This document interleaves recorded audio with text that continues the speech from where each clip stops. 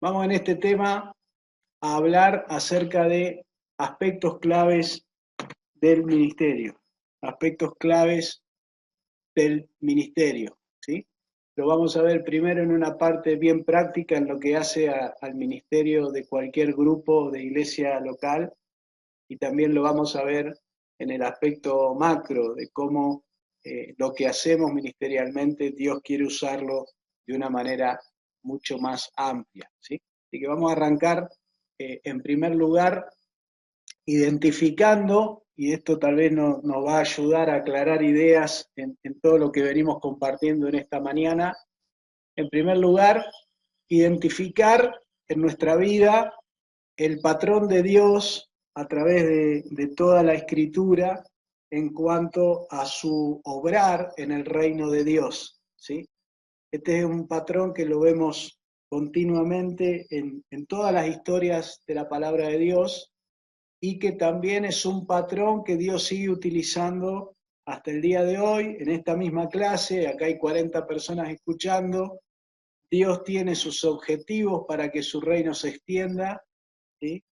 Y este patrón que vemos aquí se aplica hoy a cualquier persona que esté con su oído atento a lo que Dios quiera hacer, ¿sí? ¿Cuál es este patrón de Dios en la historia? Dios tiene un objetivo, busca una persona para desarrollar ese objetivo o proyecto de trabajo, le comunica el plan, cómo lo va a hacer, esta persona obedece ese plan y entonces Dios obra de una manera milagrosa, especial, como solo Él lo puede hacer, y permite alcanzar ese objetivo que Él quería desarrollar. Cosas importantes de este patrón de Dios. Primero, el origen y el final es de Dios. El origen y el final es de Dios, ¿sí? Cuando el origen es de Dios, esa obra va a continuar y se va a cumplir. Cuando no es de Dios, no va a continuar y no se va a cumplir, ¿sí? Continuar no quiere decir que va a durar eternamente. Una obra puede empezar, puede ser de un año, ¿sí? Y Dios llama, pone el objetivo, busca a la persona, desarrolla el plan, alcanza el objetivo, listo, terminó. Ese proyecto, esa obra que Dios quería hacer, ya la hizo, ya está. Un ejemplo, lo que Dios quería hacer con el apóstol Pablo, llevar el evangelio a los gentiles, objetivo. Necesita una persona, entonces lo tira del caballo y dice, Pablo, vení, a vos te he llamado para esta obra. Le da un plan a desarrollar, entonces Pablo desarrolla todos esos viajes misioneros que hizo, Dios obra de una manera milagrosa, ¿sí? Y cumple el propósito que quería cumplir con la vida de Pablo. Listo, tema cerrado. Este patrón de Dios tiene como origen a Dios y como final a Dios, o sea, siempre Dios muestra que Él obra milagrosamente de una manera que la gente dice, esto fue obra de Dios, no lo pudo haber hecho una persona, ni una iglesia, ni una organización. Dios quería hacer esto, por lo tanto lo puso en el corazón de esta persona o de este equipo de trabajo o de esta iglesia o de esta denominación, les dio un plan para desarrollar y ahí entonces Dios obró y concretó eso que quería hacer con esa persona, esa célula, esa iglesia, esa denominación o ese equipo ministerial. Otro elemento importante, vamos a dar algunos ejemplos para ver este patrón. Objetivo de Moisés, liberar al pueblo de Egipto. Persona, Moisés. Plan, bueno, ustedes vieron ahí en Éxodo cómo Dios le va guiando en lo que Moisés tiene que ir haciendo con Faraón, cuando salen frente al mar, el obrar de Dios abriendo el mar, ¿sí? Para que esto sea posible. En todo objetivo o proyecto de trabajo que Dios quiere desarrollar y del cual nosotros somos colaboradores, dice Pablo, ¿sí? Ahí Dios siempre va a mostrar su obrar de manera milagrosa y va a hacer cosas que nosotros no podríamos hacer y va a desarrollar ese trabajo. Por eso es emocionante estar dentro de la voluntad de Dios, ¿sí? Esa flecha que está señalada ahí atrás de los 4 cuadrados que ustedes ven, ¿sí? Es una flecha que la podríamos llamar el centro de la voluntad de Dios. Cuando uno está en el centro de la voluntad de Dios, entonces Dios hace cosas maravillosas, es hermoso estar en ese lugar. Esto no quiere decir que sea fácil, a veces es muy difícil, ¿sí? Pero estar ahí nos da la tranquilidad cada día de saber que estamos en el lugar correcto. Por lo tanto, cada uno de nosotros tiene que estar en oración y en una búsqueda, deseando conocer cuál es el propósito y el objetivo que Dios tiene para mi vida. Y preguntarle esto a Dios hasta que Dios hable con claridad y nos muestre cuál es, nos muestre cuál es el plan de cómo Él lo va a desarrollar, y entonces nosotros podamos empezar a ver a Dios obrando en ese proyecto de trabajo. Podríamos seguir con los ejemplos: objetivo de Nehemías, reconstruir la muralla, la persona que Dios elige, Nehemías, el plan, vemos cómo Nehemías desarrolló un plan de trabajo, Dios le dijo cómo tenía que ir haciendo las cosas, obró Dios para que el pueblo se una, trabaje, Nehemías no se distraiga por todos los obstáculos que había para la obra, y en 57 días alcance el objetivo que Dios tenía para él. Lo mismo podríamos decir de Jesús, lo mismo podríamos decir de Pablo, ¿sí? Cada uno de ellos, Dios llamándolo, Dios origen de su obra, ¿sí? No nosotros origen de la, yo quiero hacer tal cosa, bueno, andá y hacelo, ¿sí? Ese no es el camino es qué Dios quiere hacer, no qué yo quiero hacer, qué Dios quiere hacer conmigo, ¿sí? Entonces, el origen es Dios, y el obrar de Dios para que eso suceda también está en las manos de Dios. ¿Cuál es nuestro lugar en este patrón? Escuchar, ser obedientes y desarrollar el plan de Dios con lo que Dios nos da. ¿Te da mucho? Hacelo con mucho. ¿Te da poco? Hacelo con poco. ¿Te da nada? Él sabe por qué te da nada. Hacelo con nada. Pero intentá hacerlo, intentá obedecer. Porque Dios siempre tiene propósitos que nosotros no llegamos a comprender. Pero lo que espera de nosotros es nuestra obediencia. Si nosotros obedecemos, Él va a llevar adelante ese plan. Entonces, en primer lugar, para poder enfocar mi ministerio correctamente, tengo que entender este patrón de Dios y ser consciente de que a través de Él, Dios va a obrar en mi vida y va a hacer algo importante. 3 procesos claves en lo que es el ministerio local, tanto de una iglesia, de una plantación o de una obra misionera, ¿sí? Los 3 procesos claves aquí son evangelismo, que en la palabra de Dios lo vemos a través de la relación. Esta semana en el encuentro de líderes y pastores aprendimos que el 80% de la gente llega a Cristo a través de una relación familiar o amigo, ¿sí? Y en este proceso es clave la decisión, ¿sí?, de nosotros querer que el evangelismo se desarrolle en nuestro ministerio. Si no hay una decisión clara de que el evangelismo se desarrolle, sea intencional, y lo dejamos solo en el área espontánea siempre funciona. ¿Por qué? Porque el Espíritu Santo siempre está impulsando gente, ¿sí? Pero si nosotros a esto también le ponemos nuestro deseo de acompañar, fíjense cómo Jesús el evangelismo lo hizo intencional. Jesús estaba formando discípulos, ¿no? Estaba con ellos, lo iba formando y ellos iban aprendiendo esto y el otro. Jesús podría haber dicho, bueno, que evangelicen cuando quieran, ¿sí? No, Jesús lo hizo intencional. Jesús un día le dijo, vengan acá a los 70, ¿sí?, lo voy a mandar a predicar el evangelio, en cada casa que le abren se quedan ahí y plantan una iglesia en la casa, ¿sí? Intencional.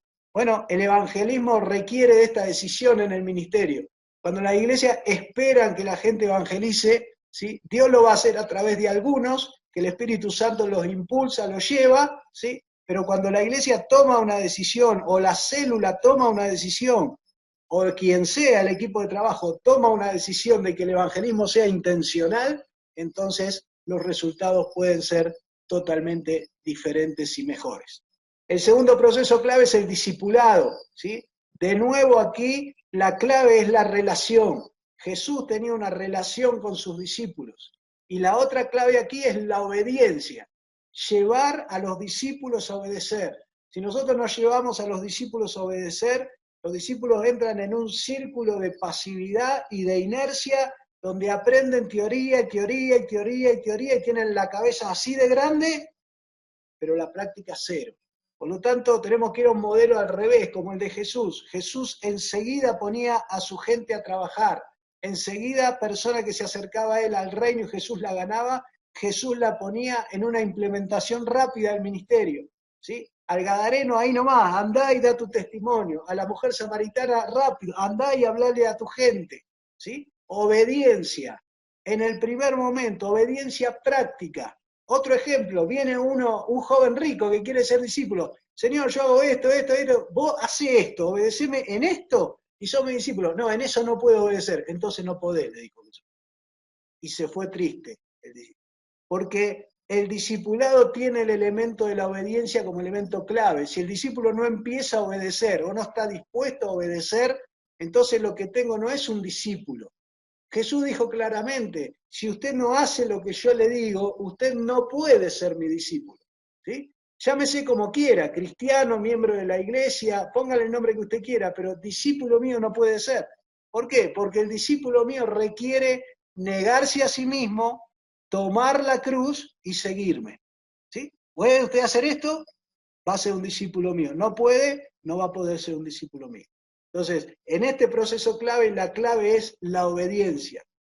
Y finalmente el tercer proceso clave, porque si no, nos vamos a ir cargando de trabajo hasta que llegamos a un límite y la iglesia deja de crecer, porque nosotros no podemos atender más gente como líderes o como pastores, es la formación de líderes. De nuevo, la clave en la formación de líderes es la relación. ¿Por qué? Porque tengo que modelar cómo trabaja un líder. Fíjense que la relación es el elemento clave en los tres procesos, en el evangelismo, en el discipulado y en la formación de líderes. Uno de los elementos claves es la relación. ¿Por qué? Porque en la relación estamos modelando en vivo. No se puede transmitir valores a través de libros. Los valores de una vida cristiana se transmiten a través de la vida, ¿sí? Por eso tengo que llevar mi entrenamiento al campo de la práctica y de la acción, y no del aula, ¿sí? Formación de líderes. Y la clave acá, ¿cuál es? Delegación. Delegación. ¿Por qué el 80% de las iglesias de Latinoamérica tienen 60 miembros? Porque es lo que puede atender un pastor corriendo de un lado para el otro. ¿Sí? Cuando llega ese número ya no tiene más horas. Y lo más probable es que esté muy cerca de estresarse. ¿Sí? Y algunos abandonan el ministerio porque esto los frustra. Bueno, la clave está en formar líderes, formar gente que evangeliza, formar gente que discipula, formar gente que atiende los grupos pequeños, el consejo que Dios le dio a Moisés de que él incluya dentro de su forma de trabajar el liderazgo compartido. El cuerpo de Cristo está llamado a ser un liderazgo compartido. Tenemos una sola cabeza que es Cristo y todos los demás somos colaboradores del reino, con diferentes funciones, con diferentes tareas, pero ahí tenemos que desarrollar continuamente formación de nueva gente que discipula y nueva gente que lidera grupos pequeños para poder contener una mayor cantidad de gente en nuestras iglesias. Si no formamos líderes, el ministerio va a tener un límite, ¿sí? Y no vamos a poder avanzar más allá de eso. Otro concepto importante, si yo formo líderes, esos líderes van a permitir la multiplicación del reino de Dios. ¿Cómo se multiplica el reino? ¿Cómo avanza abriendo iglesias en las casas o células en distintos lugares si yo no estoy formando más líderes? Entonces la clave está en tener un espacio de formación de líderes continuo. Cada vez que tenga nuevos líderes, yo voy a poder contener más gente y el reino va a poder atender más personas. Por lo tanto, aquí tenemos la tarea clave de formación de líderes en nuestro ministerio. Entonces, tres procesos claves dentro de lo que es nuestro ministerio. Clave de estos tres procesos, ir hacia las personas es la acción que desencadena el crecimiento. Ir hacia las personas es la acción que desencadena el crecimiento. Volvemos a los tres procesos. Evangelismo, base bíblica, Marcos 16:15. ¿Qué palabrita tiene adelante? Ir, vayan. Discipulado, base bíblica, Mateo 28. ¿Qué palabrita tiene adelante? Ir, vayan. ¿Sí? ¿Cómo puedo formar líderes? Tengo que ir a buscar esos líderes en una acción intencional y formarlos. Entonces, ir hacia las personas es la acción que desencadena crecimiento a través de estos procesos claves en el ministerio. Si nosotros no vamos hacia las personas, ¿sí?, las personas no van a venir hacia nosotros. Por lo tanto, el mandato de Cristo es para nosotros de ir, vayan, prediquen, vayan y hagan discípulos, vayan y abran células, vayan y planten la iglesia, vayan y lleven el evangelio hasta lo último de la tierra, vayan, vayan, vayan. Cuando un grupo, una persona, una iglesia adquiere esta actitud, esta acción de ir hacia las personas semanalmente, no hay otro resultado que ver crecimiento. Ir hacia las personas es la actitud proactiva en la cual nosotros decidimos movernos hacia aquellas personas con las cuales queremos ministrar. En el evangelismo nos movemos hacia los perdidos, en el discipulado nos movemos hacia aquellos que ya aceptaron a Cristo y necesitan ser formados. En el liderazgo nosotros seleccionamos a aquellos que queremos formar como líderes. Fíjese qué interesante, que aquellos que Jesús seleccionó como discípulos, después terminaron siendo los líderes de su iglesia. Por lo tanto, cuando me enfoco en formar discípulos, tengo que ser consciente de que ya estoy poniendo el fundamento para los nuevos líderes. Una persona que empieza a discipular a otra es una persona que ya está en camino de liderazgo.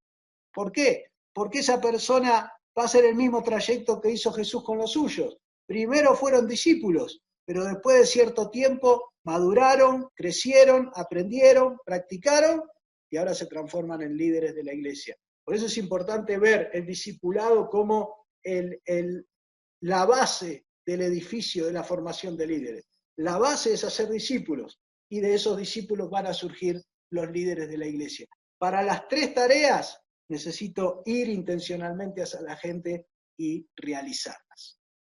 La cualidad indispensable de una persona que logra cosas es la capacidad de asumir responsabilidades. La capacidad de asumir responsabilidades. La cualidad indispensable de una persona que logra cosas es la capacidad de asumir responsabilidades. Quiero ganar gente para Cristo, tengo que asumir la responsabilidad de evangelizar. Quiero tener más discípulos, tengo que asumir la responsabilidad de discipular. Quiero tener más líderes, tengo que asumir la responsabilidad de formar líderes. Cuando yo asumo estas responsabilidades, voy a ver logros en cada una de estas áreas y procesos y voy a poder empezar a ver crecimiento en mi iglesia.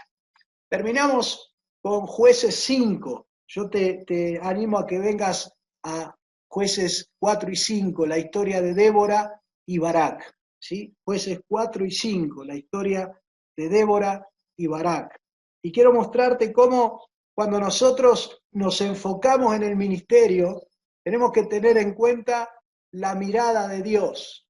Cuando yo coloco delante mío mi mirada del ministerio, es muy probable, yo le daría, esto es una opinión personal nomás, pero yo le daría un 100% de posibilidades a que si vos elegís, la mirada se va a achicar. La mirada va a ser mucho más pequeña que lo que Dios quiere hacer. Por eso te animo a que busques cuál es el propósito de Dios para tu vida, para tu ministerio, para tu denominación, no el tuyo, el de Dios. Señor, mostrame cuál es tu propósito. ¿Por qué? Porque generalmente el propósito de Dios va a ser más grande que el tuyo. El propósito de Dios va a desafiar tu fe, pero el propósito de Dios contiene el origen en Dios y la garantía de que Dios va a obrar en eso que Dios quiere hacer. Y eso es algo irreemplazable. Vos no podés lograr eso.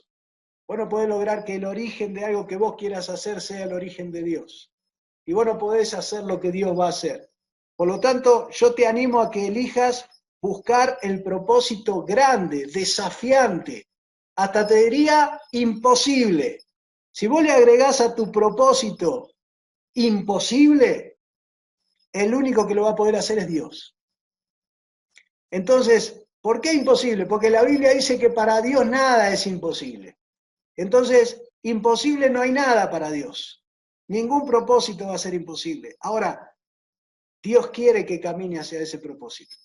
En este pasaje nosotros encontramos la historia de Débora y Barak, ¿sí? Y lo primero que vamos a encontrar aquí es que Dios va a hacer una obra, pero que es una obra en la cual Él necesita trabajar en la vida de Débora y de Barak, porque ellos están enfocados en su mirada, en lo que están haciendo ellos, y no están percibiendo lo que Dios quiere hacer.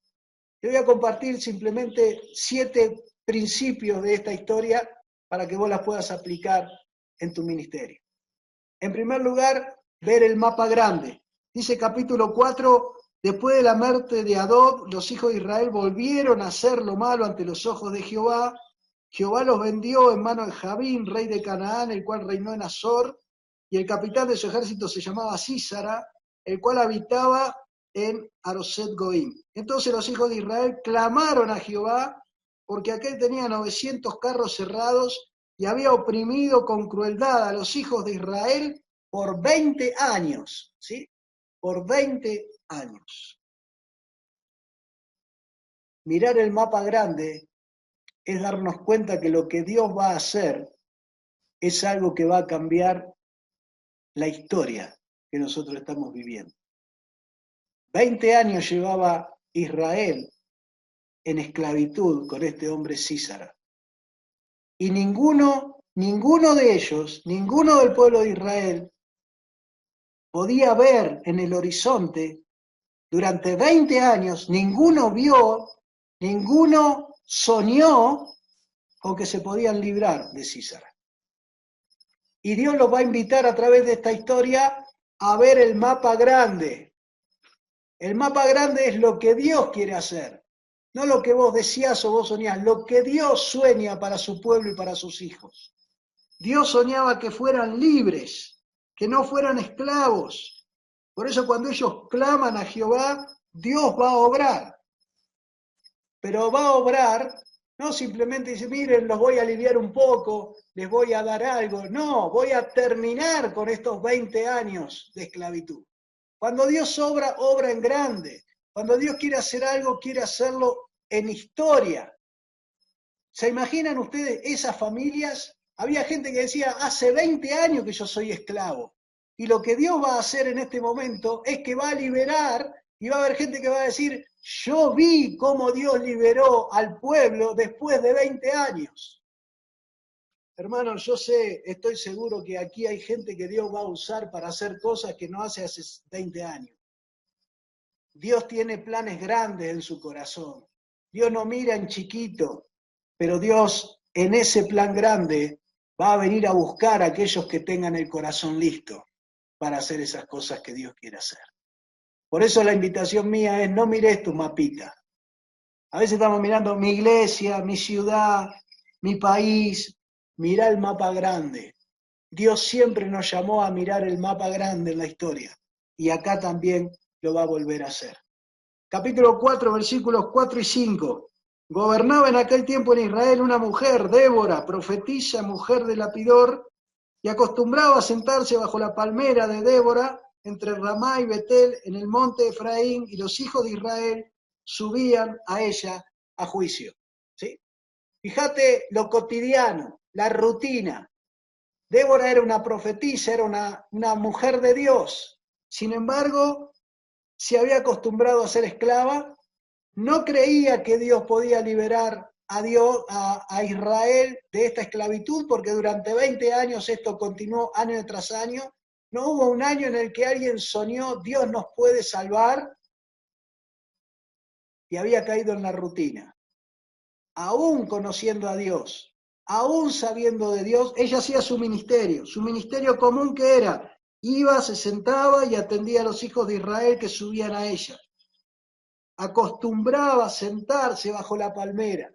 Estaba acostumbrada a un ministerio donde atendía a la gente, donde ayudaba a la gente, donde hacía un trabajo loable, pero nunca soñó con que Dios podía hacer con ella el gran milagro de liberar a todo Israel de 20 años de esclavitud. Acá te quiero llamar a cambiar lo cotidiano en tu mente, a que dejes de mirar tu ministerio como algo pequeño que sucede abajo de tu palmera.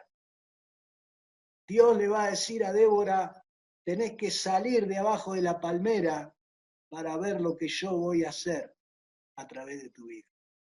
Hermano, si vos te querés quedar abajo de la palmera toda tu vida, va a ser tu decisión. Pero los planes de Dios son mucho más grandes. Para tu vida, para tu iglesia, para tu denominación. Dios quiere cambiar lo cotidiano. Dios quiere que eso que es una normalidad deje de ser normal.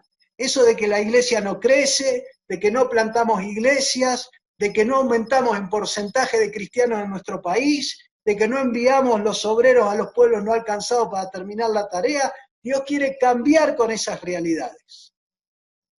Versículo 4, capítulo 4, versículo 3.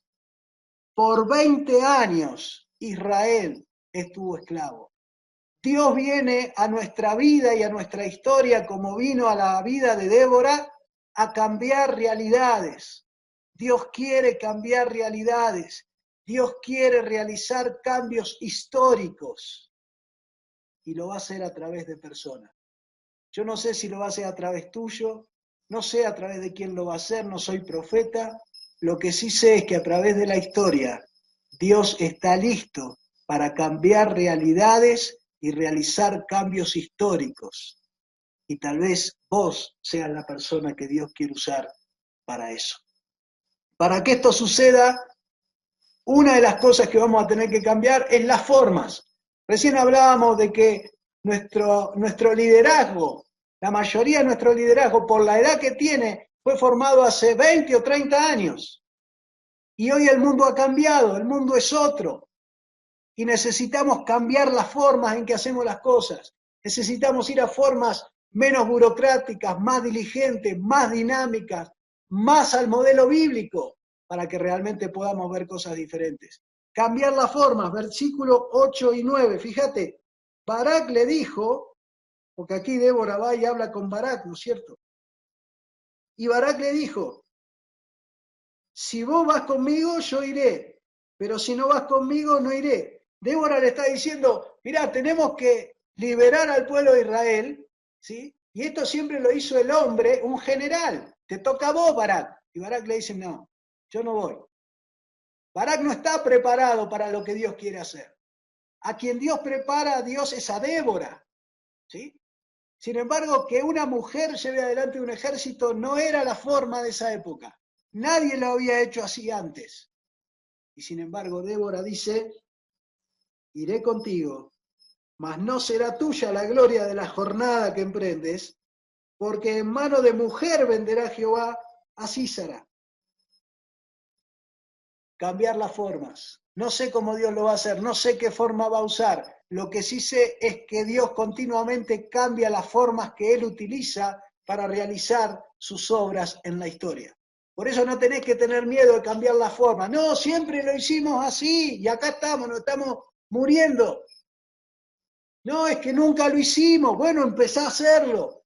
Y si sale mal, Dios va a decir, por lo menos te arriesgaste, por lo menos mostraste fe, por lo menos mostraste capacidad de riesgo, de coraje, de ser valiente. Aprenderás a hacerlo de otra forma, pero movete en coraje y en valentía. Esfuérzate y sé valiente, le dijo Dios a Josué. Hacía falta el esfuerzo y la valentía. Hacía falta cambiar las formas de hacer las cosas. Y Débora estuvo dispuesta a asumir un lugar nuevo que nunca había tenido que tomar. ¿Pero qué tuvo que hacer? Dice, iré contigo, no será tuya la gloria, y tuvo que levantarse. Estamos frente al desafío de cada uno de nosotros de levantarnos a cumplir el propósito de Dios. En el capítulo 5, cuando Débora canta por la victoria, dice que esto era una realidad en el pueblo de Israel. Que las aldeas, versículos 5, 7, las aldeas quedaron abandonadas en Israel y habían decaído. ¿Hasta qué? hasta que yo, Débora, me levanté. Me levanté como madre en Israel. Si Dios va a hacer obras en este tiempo, hermano, es porque hay gente que se tiene que levantar. Hay gente que tiene que dejar de estar mirando su mapa pequeño y tiene que levantarse a construir, a desarrollar, a alcanzar los mapas grandes que Dios quiere desarrollar a través de nuestra vida. Para esto hay que levantarse.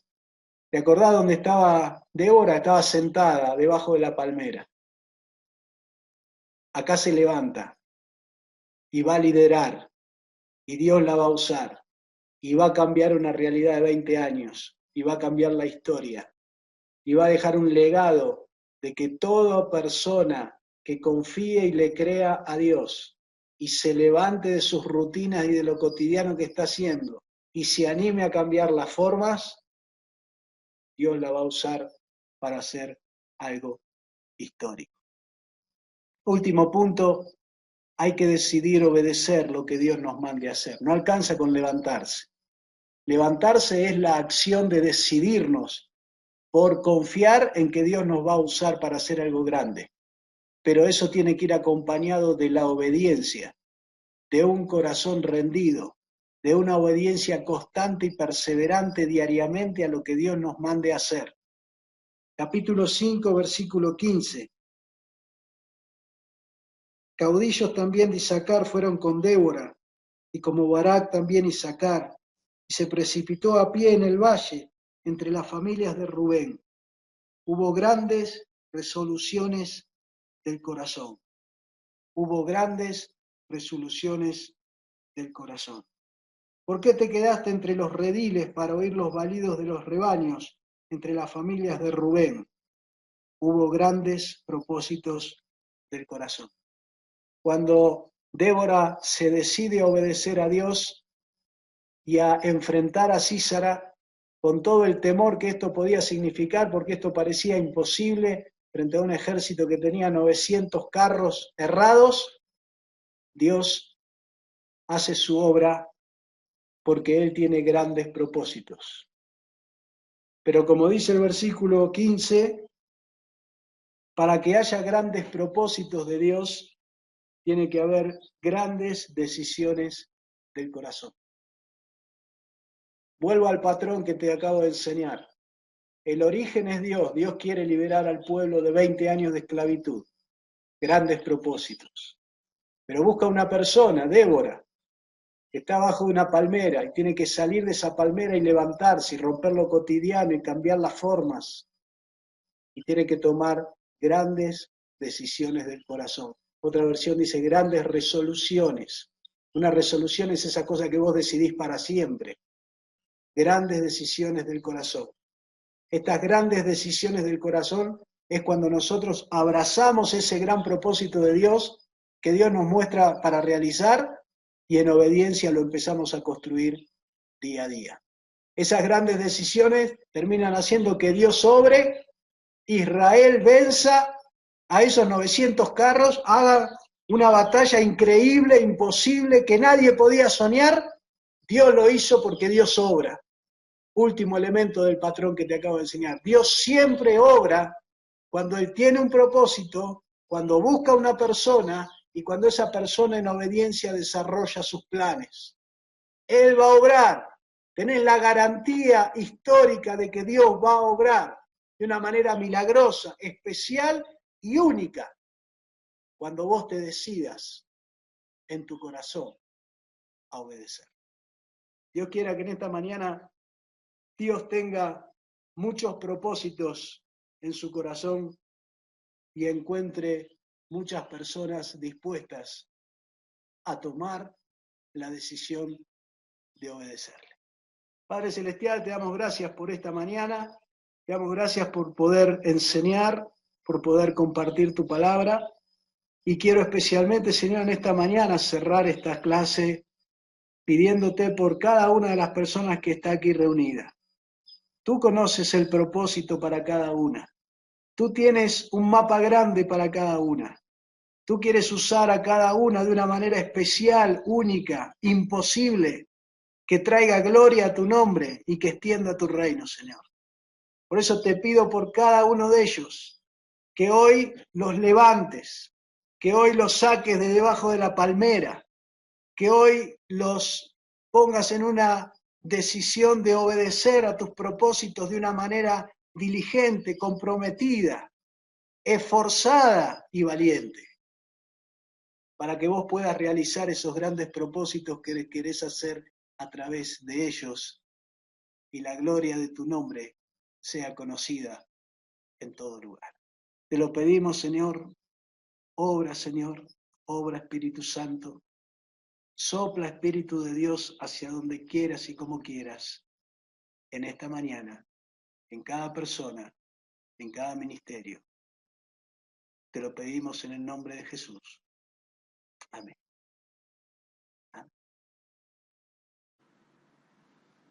Mientras ustedes buscan su pregunta, les comparto a todos un objetivo alcanzado. Esto es parte del propósito de Dios para mi vida y para la vida de todo un equipo de personas que estamos trabajando juntos. Y aquí se cumple de nuevo el patrón que les acabo de enseñar. Pusimos un objetivo de 70 miembros ofrendando en octubre y ese objetivo fue alcanzado para la gloria de Dios.